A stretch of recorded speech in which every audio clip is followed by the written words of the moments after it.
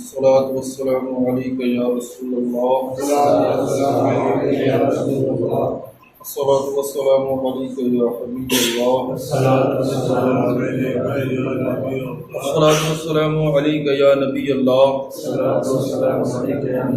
وعلى آلك وأصحابك يا رسول الله صلی اللہ علیہ وسلم.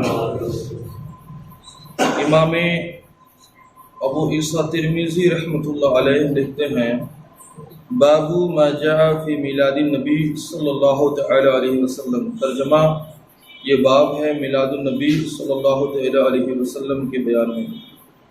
یہ ترمذی شریف کی صفحہ نمبر 825 کے اندر یہ باب ہے. سعودیہ کے ریاض سے یہ چھپی ہے. دوسری جلد کے صفحہ نمبر 671 کے اندر بھی آپ کو یہ مل جائے گی. میں چونکہ یہ سیزن چل رہا تھا میلاد شریف کے تعلق سے، تو جہاں لوگ اعتراض کرتے ہیں کہ میلاد کیا بزرگان دین نے منایا، کیا صحابہ نے منایا، تو سیاہ ستہ کے جو کتاب ہے معتبر کتاب ترمذی شریف، اس میں ایک مکمل باب، مکمل ہی ایک چیپٹر باندھا ہے امام ابو عیسیٰ ترمذی نے، جس میں مکمل حضور کے میلاد کا بیان ہے. مکمل حضور کے میلاد کا بیان اس باب کے اندر موجود ہے. اور وہ سیاہ ستہ بڑی افسوس کی بات ہے جو ہمارے مخالفین جنہیں اپنے آپ کا جن کا دعویٰ ہے کہ ہم حدیث والے ہیں، یہ حدیث کی کتاب ان کے یہاں بھی پڑھائی جاتی ہے، اس کے باوجود بھی وہ لوگ حضور کے میلاد پہ اعتراض کرتے ہیں. تو یہ بڑے افسوس کی بات ہے. اعتراض کا جواب کیا دیں؟ ان کے لیے تو ہدایت کی دعا کی ضرورت ہے. حضرت سیدنا عثمان بن عفان رضی اللہ تعالی عنہ نے قباس بن اسیم سے سوال کیا کہ آپ بڑے ہو یا نبی کریم؟ تو انہوں نے عرض کیا رسول اللہ صلی اللہ علیہ وسلم اکبر منی وانا اقدم فی المیلاد. بڑے تو رسول اکرم صلی اللہ تعالی علیہ وسلم ہیں، لیکن ولادت میری پہلے ہوئی ہے. یعنی عمر میں حضور سے بڑے ہیں، لیکن پھر بھی اپنے سے حضور کو بڑے کہہ رہے ہیں. یہ وہ لوگ ہیں جو جنہوں نے حضور کو دیکھا تھا، حضور کے ساتھ جو لوگ رہے تھے، وہ عمر میں بڑے ہونے کے باوجود بھی اپنے سے بڑے حضور کو کہہ رہے ہیں.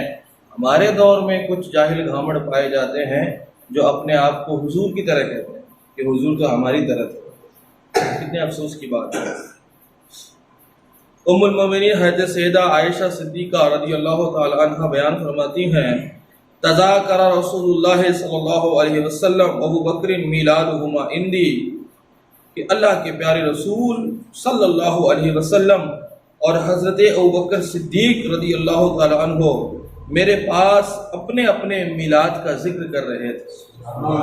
حضرت عائشہ تو کہتی ہے کہ حضور بھی اپنے میلاد کا ذکر کر رہے تھے، اور میرے ابا سیدنا صدیق اکبر بھی اپنے میلاد کا ذکر کر رہے تھے. ان احادیث سے، ان تفاسیر سے پتہ یہ چلا کہ میلاد شریف کا بیان کرنا اور حضور کے میلاد کا ذکر کرنا یہ قرآن و حدیث کی روح سے ثابت ہے. ائمہ کرام کا اس پر طرز عمل رہا ہے اور باضابطہ میلاد وہ منائے ہیں، اور یہ ساری کی ساری چیزیں احادیث مصطفیٰ صلی اللہ علیہ وسلم سے ثابت ہے. نہ ماننے والوں کا کوئی علاج نہیں ہے. اب ان میں جو ہمارے غیر مقلدین ہیں وہ اعتراض کرتے ہیں کہ تم میلاد مناتے ہو تو تم جو ہے کیا اس کو بولتے ہیں اسٹیج کیوں سجاتے ہو، چاروں طرف سے کیوں بیٹھتے ہو، مجمع کیوں اکٹھا کرتے ہو، اس کی کیا ضرورت ہے؟ تو اللہ اکبر کبیرہ میرے بھائیوں، میلاد کا مفہوم یہ ہے کہ جس میں حضور کا ذکر ہو، حضور کی پیدائش کا ذکر ہو. اور ہم جو خوشیاں مناتے ہیں تو خوشیاں ہر دور کے تقاضے الگ الگ تھے. 14 صدیاں پہلے لوگوں کے خوشی منانے کا انداز الگ تھا، اور آج 14 صدیاں بعد لوگوں کے خوشی منانے کا انداز الگ ہے. اب یہ کہتے ہیں یہ بتاؤ کہ تم لائٹیں لگاتے ہو، کیا صحابہ نے لائٹیں لگوائی تھی کیا؟ تو ان ظالموں سے پوچھو کیا صحابہ کے زمانے میں لائٹیں تھی کیا؟ صحابہ کے زمانے میں لائٹیں تھی کیا؟ کہ تم جو ہے میلاد کے موقع پر پھولوں سے سجاتے ہو اسٹیج کو. تو صحابہ کے زمانے میں اس طرح کی چیزیں تھوڑی تھی. اصل میں کوئی چیز حرام ہونے کے لیے، ناجائز ہونے کے لیے قرآن اور حدیث سے اس کا ناجائز اور حرام ہونا ضروری ہے. کیا ہے؟ حلال وہ ہے جس کو اللہ نے حرام فرمایا، اور حلال وہ ہے جس کو اللہ نے حلال فرمایا، اور حرام وہ ہے جس کو اللہ نے حرام فرمایا. یہ قاعدہ کلیہ ہے. اب زبردستی گھسے پیٹے جاتے ہیں. تو یہ کیا ہے؟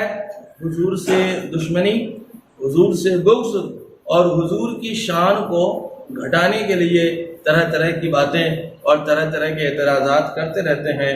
ورنہ یہ حضور کا میلاد اور حضور کا ذکر قرآن و حدیث سے ثابت ہے. اللہ تو کہہ رہا ہے وَرَفَعْنَا لَكَ ذِكْرَكَ، اے محبوب ہم نے آپ کے ذکر کو بلند فرمایا. تو رب تعالیٰ جس کے ذکر کو بلند کرے، کوئی ماں کا لال اس کے ذکر کو گھٹا نہیں سکتا ہے.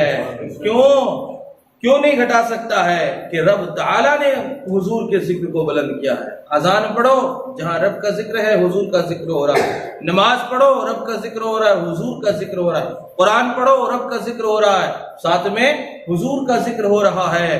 اور پوری دنیا کے اندر کبھی فجر کی اذان ہوتی ہے، کبھی عصر کی اذان ہوتی ہے، کبھی زور کی ہوتی ہے، کبھی مغرب کی ہوتی ہے. پتہ یہ چلا کہ 24 گھنٹے رب کا ذکر ہو رہا ہے، مصطفیٰ جان رحمت کا ذکر ہو رہا ہے. مٹ گئے، مٹتے ہیں، مٹ جائیں گے آدھا تیرے، نہ مٹا ہے نہ مٹے گا کبھی چرچا تیرا. صلو علی الحبیب.